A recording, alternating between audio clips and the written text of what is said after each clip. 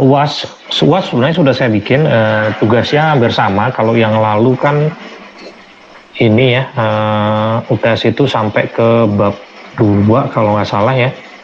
Nah kalau kita itu sekarang berarti sebentar saya ini ya.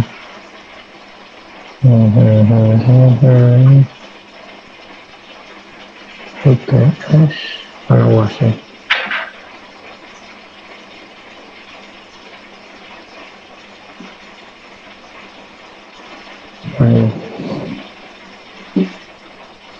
Saya share deh, sebenarnya nggak jauh berbeda sih.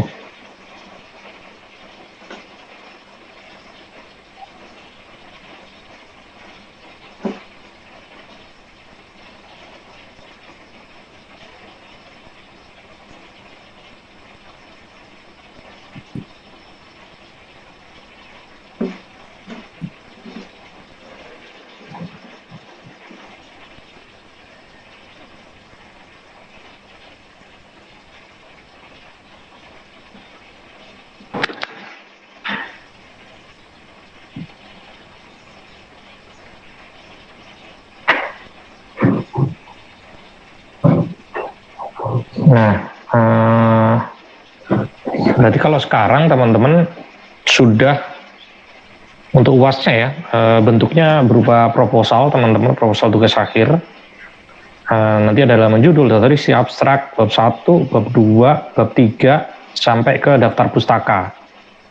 Nah, nanti dibentuk dalam PDF, terus berikutnya ada nama filenya seperti sudah diformatkan, submit ke LMS ya, di LMS sesuai dengan folder yang disediakan. Nah, pengumpulan UAS itu sesuai dengan jadwal yang disediakan.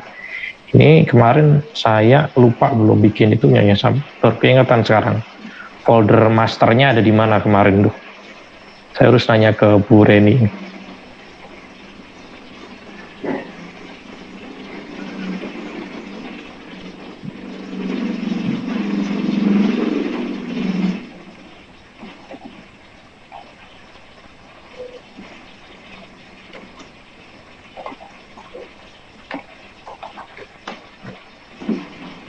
Jadi mana tadi? Itu ya. Jadi, nah ini parameternya juga sama ya. Jadi teman-teman nanti gini, kalau di Studio 5 ini, saya, Pak Hanif dan Pak Fajar itu melihat tugas teman-teman itu seperti penguji ya. Penguji itu kan dia nggak tahu nih, bukan pembimbing kalian, jadi nggak tahu progres kalian seperti apa. Jadi ibaratnya saya orang yang awam, terus kemudian saya akan baca laporan proposal kalian. Jadi kayak semacam ada kan, ini kalian bikin propose nih ke sponsor. Nah, saya adalah dari perusahaan tersebut. Nah, saya akan baca proposal kalian, judulnya seperti apa, kemudian saya akan lihat di bab 1, judul yang tadi disebutkan tersampaikan nggak di bab 1. Nah, kemudian apa yang disampaikan di bab 1, data-datanya terpenuhnya nggak didukung nggak di bab 2, dan kemudian untuk itu, untuk melakukan analisa nanti, untuk melakukan proses perancangan atau kajian nanti bakal muncul nggak di bab 3. Hanya itu aja sih. Jadi kurang lebih seperti itu ya teman-teman. Jadi makanya di sini kesesuaian isi bab pada setiap dengan judul penelitian ya kan, informasi. Nah ini informasi jelas, kelengkapan sumber data dengan isi per bab ya kan. Kesesuaian tata tulis ini 10% aja lah. Saya tidak akan terlalu banyak ini, akan kalau tata tulis dan sebagainya akan banyak di Pak Hanif di seminar. Dan di seminar kalau nggak salah teman-teman juga ada ininya ya, dokumentasi presentasinya ya Pak Hanif. Iya Pak, ada presentasi 3 menit mereka. Nah presentasi itu nanti teman-teman saya minta nanti sama Pak Hanif disimpan, nanti akan di-share ke masing-masing pembimbing, dan itu menjadi preview 1 sebenarnya teman-teman. Jadi teman-teman preview 1-nya sebenarnya sudah dilakukan. Itu tinggal nanti kita, teman-teman kalau andaikan Pak ini preview 1 boleh nggak saya bikin rekaman lagi, atau boleh nggak langsung saya perbaiki lagi, ya boleh aja, nggak masalah. Tapi kalau teman-teman sudah cukup dengan rekaman yang tadi ya sudah, nggak masalah menurut saya.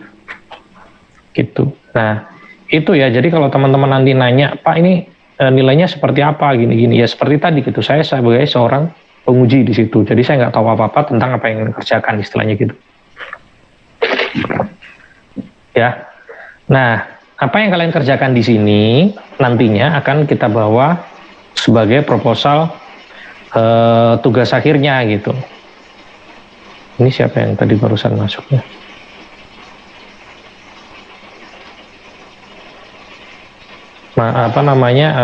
Dibawa sebagai proposal tugas akhir.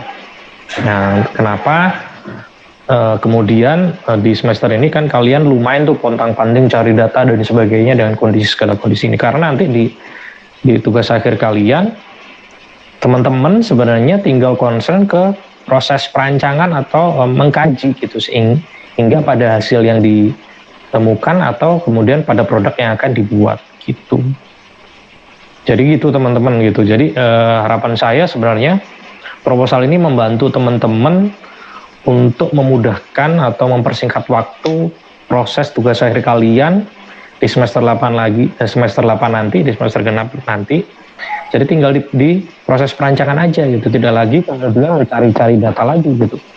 Nah, sebaiknya memang di semester ini, di Pratea ini memang segala sesuatu yang dibutuhkan untuk proposal dan juga datanya sudah lengkap ya teman-teman gitu.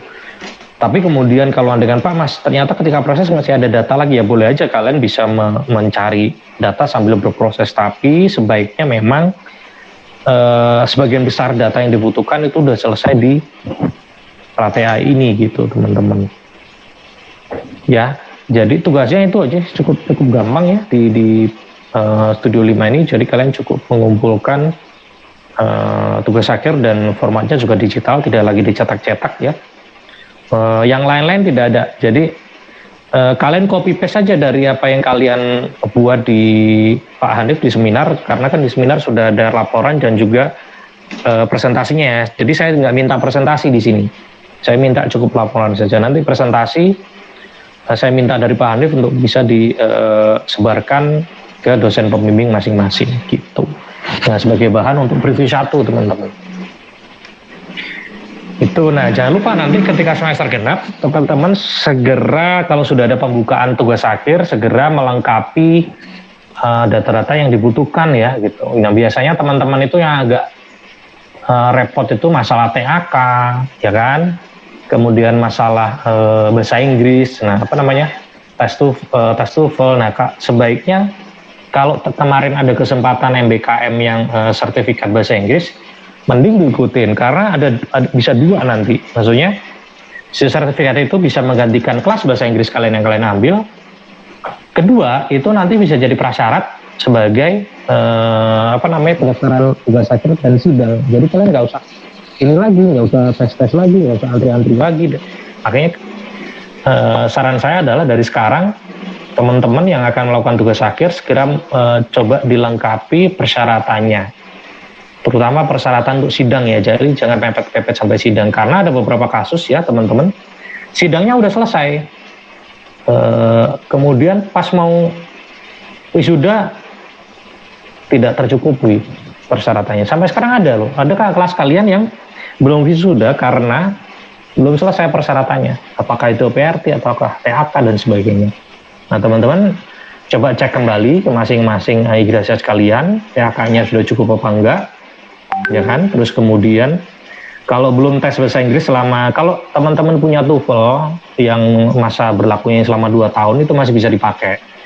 Nah kalau ya ada yang belum pernah, atau kalau nggak salah saya nggak tahu TOEFL yang ITP itu 2 tahun atau setahun ya, itu juga bisa dipakai. Nah kalau IPRT itu saya lupa berapa masa ininya ya, coba dicek aja nanti. Nah teman-teman silakan gitu. Biasanya yang jadi problem itu di persyaratan itu. Nah, itu persyaratannya pas mau sidang atau pas mau wisuda ternyata ada IPRT yang belum selesai. Nah itu segera dari sekarang ya teman-teman, untuk bisa memudahkan proses tugas akhir kalian gitu. Nah yang KP pendaftaran KP kan kemarin udah pada daftar ya. Nah tinggal nanti segera bikin laporan aja, karena kan saya rasa beberapa teman-teman di sini sudah KP duluan ya sebelum pendaftaran. Jadi silakan teman-teman diatur koordinasi dengan Pak Hardi, dan juga tadi saya sempat kemarin dilaporin sama Pak Hardi untuk dosen pembimbing ada revisi ya nanti teman-teman. Dosen pembimbing KP itu kita samakan saja dengan dosen pembimbing pratea kalian, jadi gampang koordinasinya. Tanda tangannya juga gampang, jadi tinggal menghubungi dosen pembimbing pratea kalian masing-masing. Nanti akan ada perbaikan ya. Tadi saya sudah berikan filenya. Sebenarnya kan kalian juga udah sama-sama udah tahu ya. Jadi dosen pembimbing pratea kalian siapa? Itu sebagai dosen pembimbing KP. Ya, diingat ya. Dosen KP itu adalah dosen pembimbing pratea, dan nanti akan menjadi dosen pembimbing tugas akhir kalian. Jadi akan terus-terusan ya, sampai nanti selesai. Nah, tinggal nanti saya akan tambah dengan dosen pembimbing 2. Tapi dosen pembimbing pertamanya tetap tetap yang sekarang menjadi dosen pembimbing pratea kalian. Gitu. Jadi kalian punya hubungan yang baik selama 1 tahun ini gitu. Ya, dan kenapa saya terusin itu biar tahu progresnya gitu. Jadi kalian pas pratea ini, jadi tidak lagi kemudian dari nol lagi gitu. Dan membuat lebih gampang proses administrasinya. Jadi ada 3 ini udah sama semua gitu. Kalau udah nanti bingung nanti kalian ya. Itu teman-teman, ada pertanyaan nggak dari UAS untuk pratea ini atau persiapan untuk nanti di tugas akhir? Pak mau nanya dong. Yes. Kan waktu masih maba-maba itu kan ada tes bahasa Inggris PIRT. Oh, udah nggak bisa dipakai dong. Kalian sudah berapa tahun? Oh, berarti itu jarak cuma 2 tahun doang. Oh, iya, biasanya 2 tahun. Tes lagi. Tes berarti lagi. Kita nggak masalah tes walaupun kita di luar gitu juga nggak masalah. Yang penting ada sertifikatnya. Nah, jadi yang bisa disetarakan ya, yang sama ya. Biasanya kan TOEFL, IELTS, ITP itu bisa dipakai. Yang internal kan biasanya kalau mahasiswa cukup PPRT ya. PPRT itu kan sebenarnya lebih gampang dibanding ITP, TOEFL, IBT mungkin, atau yang IELTS gitu. Kalau kalian sudah punya, sebenarnya itu udah cukup gitu. Nah, kalau nggak salah kemarin kan ada yang pembukaan sertifikat bahasa Inggris itu ya, yang dari BPU LPS itu. Saya tapi belum cek tuh apakah seperti apa gitu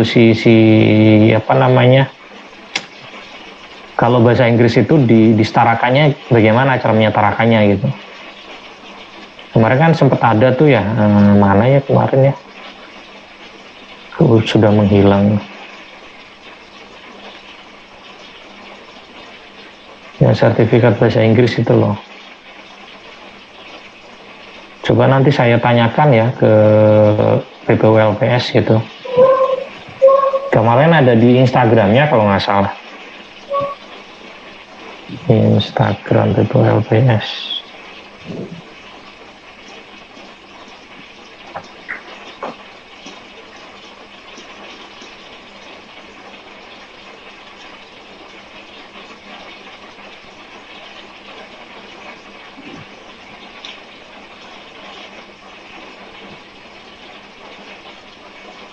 Nah ini loh, MBKM sertifikat bahasa Inggris katanya. Coba saya cek dulu ya. Harusnya sih masih bisa nih. MBKM Inggris 2022.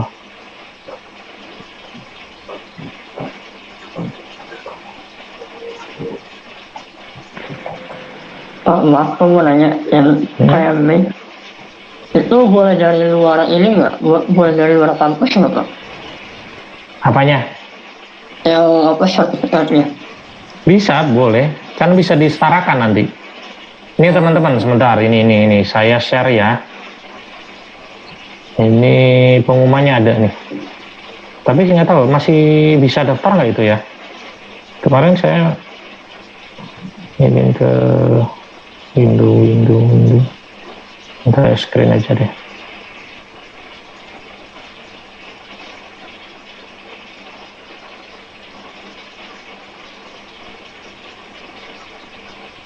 Ini ada pengumuman nih. Dear student, nah bla bla bla. Rinciannya kayak gini. Nilai akhir AB dalam mata kuliah tanpa harus mengikuti sesi. Nah, untuk program ini menyerahkan bukti kecakapan berbicara bahasa Inggris, sertifikat resmi seperti ECCT, IELTS, atau TOEIC. Proses penyetaraannya. Nah, ini nih. Nah, saya nggak tahu nih pendaftaran ECCT ini sampai kapan. Coba dicek deh kalian. Tapi kok ini terakhirnya 31 Desember pengumpulan. Pendaftaran tenggat waktu IELTS atau IELTS dan TOEIC. Kalau yang ECCT bisa 9 kok ini banget ya, udah selesai gitu. Cepet banget ini. Kalian kemarin nggak ada yang tahu tentang ini ya? Itu kan tuh di share di grup, Pak. Ada? Oh iya. Iya, udah ngeliat kok, Pak. Oh, pada daftar nggak? Enggak, Pak. Sih, Pak. Masih kalpe soalnya Pak kemarin. Kemarin kata Bapak nggak usah ya? Bukan, yang nggak usah itu yang magang. Yang bahasa Inggris boleh.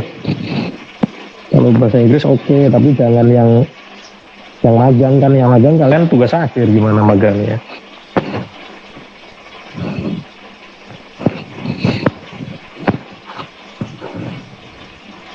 Pak mau nanya Pak, Yes.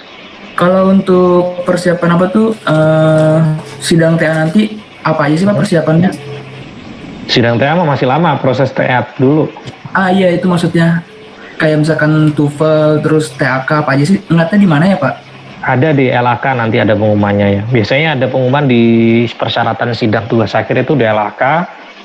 Di LAK FIK aja, di Instagram biasanya ada. Atau kalian bisa download di, ada buku saku ini kan, buku sakunya mahasiswa. Itu ada di situ, di buku akademik. Ada Pak, ada. Katanya apa? Kenapa, Ton? Ada Pak buku sakunya sama persyaratannya. Ada. Ya. Coba cari nanti di sana. Kalian harusnya pegang loh buku saku mahasiswa itu. Jadi kalian tahu tuh kalau cuti itu bolehnya bagaimana, terus aturan kalau mau tugas akhir seperti apa, itu ada di situ. Gitu. Jadi sebenarnya teman-teman itu bisa nyari tahu sendiri, kalau nggak tahu baru nanya ke dosen wali atau ke saya. Gitu loh, guys. Oke, makasih Pak. Ya. Biasanya pasti akan ada persyaratan ya, seperti lulus tingkat. Nah, kalau kalian kan ada pengecualian ya karena kondisinya ekuivalensi. Harusnya lulus 1 2 3 harus lulus tuh tingkat 1 2 3. Kecuali bisa dikecualikan andaikan ada MK yang di tingkat 1 atau 2 yang diambil pada saat berbarengan dengan tugas akhir. Itu boleh aja gitu. Nanti ada kebijakan. Nah, kalau kalian kan masif ya ekuivalensi karena bahasa Inggris itu harusnya di tingkat 1 kan kalau sekarang. Kalau dulu kan di tingkat berapa saya lupa, di akhir atau di tengah salah. Nah itu. Kemudian akhirnya harus diekvivalensikan. Nah terus kemudian pasti ada TAK. TAK itu biasanya untuk persyaratan bukan sidang deh, wisuda kalau nggak salah ya. TAK itu berapa ya, 60 atau berapa ya saya lupa. 60 atau 90 saya lupa. Terus kemudian TOEFL bahasa Inggris itu berapa? 450 atau 475 saya lupa ya, 450 475 itu yang dijaga persyaratan. Terus kalau yang lain ya administratif biasanya kalau untuk wisuda sih ya. Biasanya nanti udah ditagihin dari mulai preview 2 sampai ke sidang. Nah itu sebenarnya kalau bisa dipenuhi, jadi jangan sampai nunggu di wisuda gitu.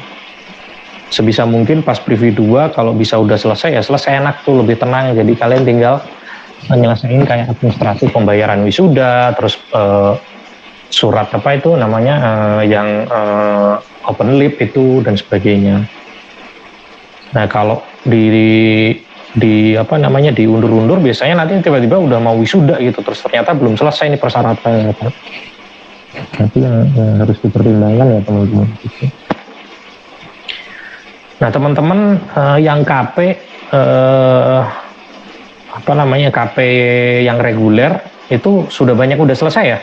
Atau masih ada yang lanjut? Udah selesai Pak. Udah selesai ya, tinggal berarti nanti tinggal ke pembimbing, tinggal setor laporan aja lah. Tinggal setor laporan. Nah untuk yang magang, saya MSIB kalau nggak salah belum ya, MSIB itu masih di bulan Februari kalau nggak salah selesainya. Kalau yang magang rep itu Januari ini udah selesai. Gitu, nanti tinggal bikin laporan. Gitu teman-teman. Ada lagi nggak?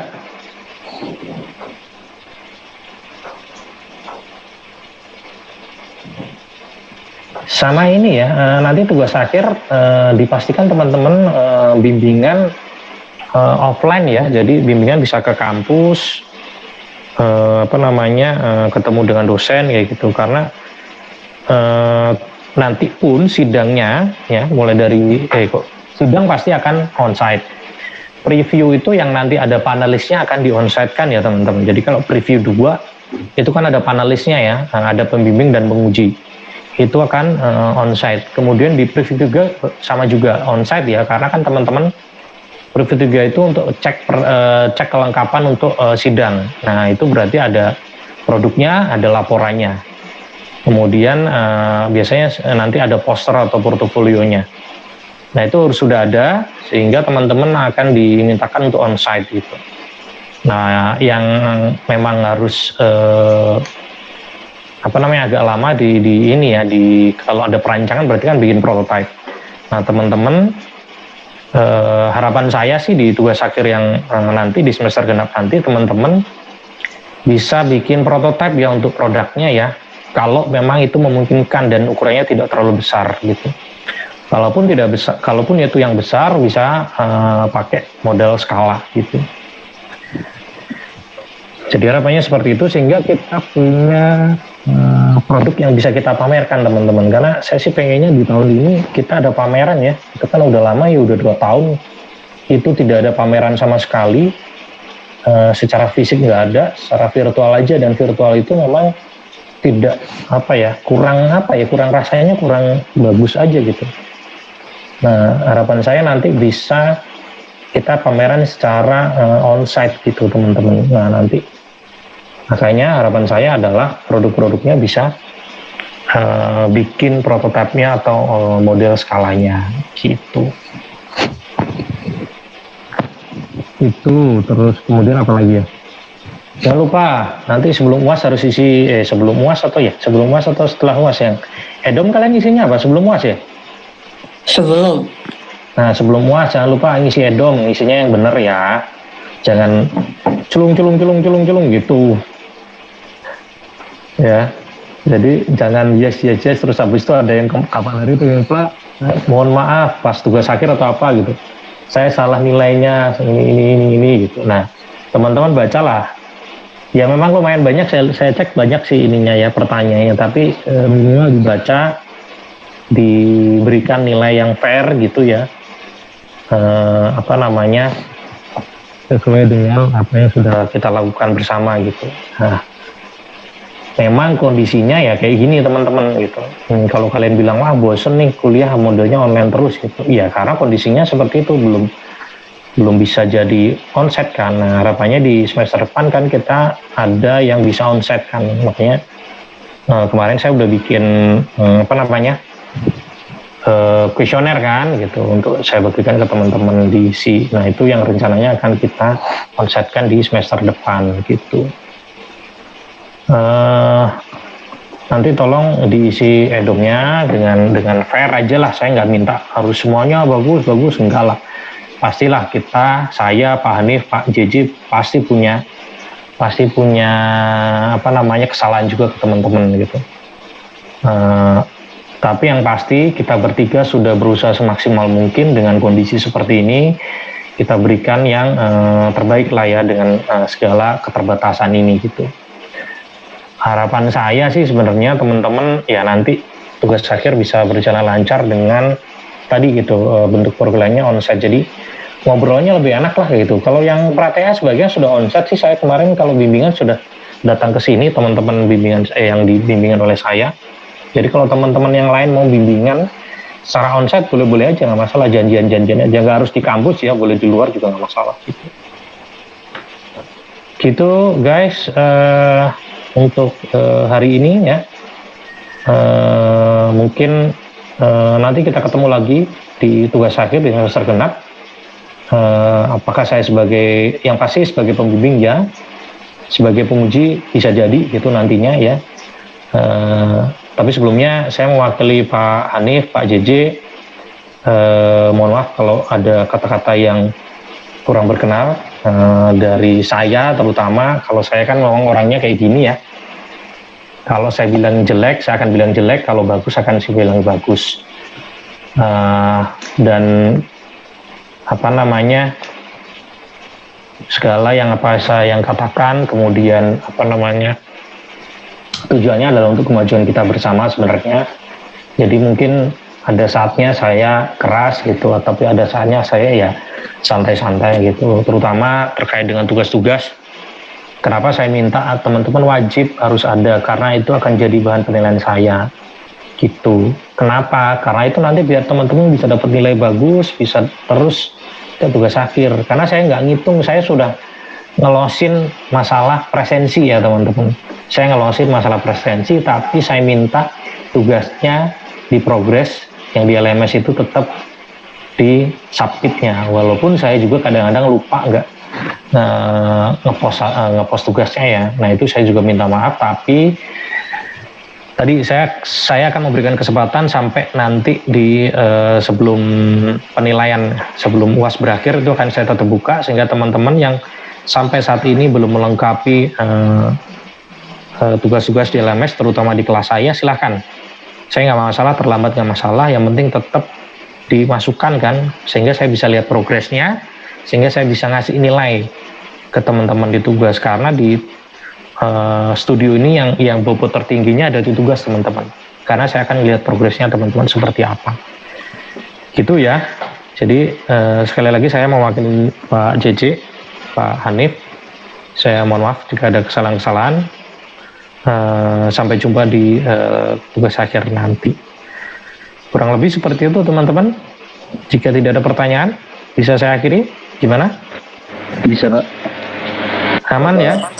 Aman Pak. Aman Pak. Aman. Domnya yang benar tapi isinya jangan klik gitu. Aman Pak kalau itu Pak. Siap Ya. Pak, siap. Kalau mau kasih saran boleh kasih saran, tapi yang bagus sarannya ya, yang bagus itu membangun, jangan mencemooh aja. Ya, di semua kelas ya, bukan di kelas saya atau di studio ini, tapi di semua kelas kalau teman-teman yang ikutin, silakan kalau berikan saran silakan. Silakan. Di situ nggak bisa ngelihat kok nama kalian siapa, di situ udah nggak bisa lihat kita. Jadi kalian bebas andaikan, Pak saya takut Pak kalau kasih saran yang gini-gini nanti saya dilihatin ini dinilainya gini-gini, enggak ada. Jadi, seperti itu. Silakan asal sarannya membangun ya gitu. Karena saran itu kan sebenarnya untuk kita bersama ya, untuk kebaikan kita bersama gitu. Bukan untuk menjatuhkan. Gitu. Terima kasih teman-teman. Sampai jumpa. Pak Hanif, Pak JJ ada pesan-pesan titipan nggak? Kalau dari saya aman Pak, insya Allah. Oke. Bahasanya memang dipahami. Pak JJ udah nggak ada ya? Tadi kayaknya ada deh. Pak JJ lagi sakit. Oke, kalau nggak ada, saya tutup. Selamat minggu tenang, hari sih sebenarnya, semua 2 hari tenang. Dan selamat mengerjakan tugas UAS, terutama studio dan tugas-tugas yang lain. Saya tutup. Wassalamualaikum warahmatullahi wabarakatuh. Waalaikumsalam. Terima kasih Pak. Terima kasih Pak. Terima kasih Pak.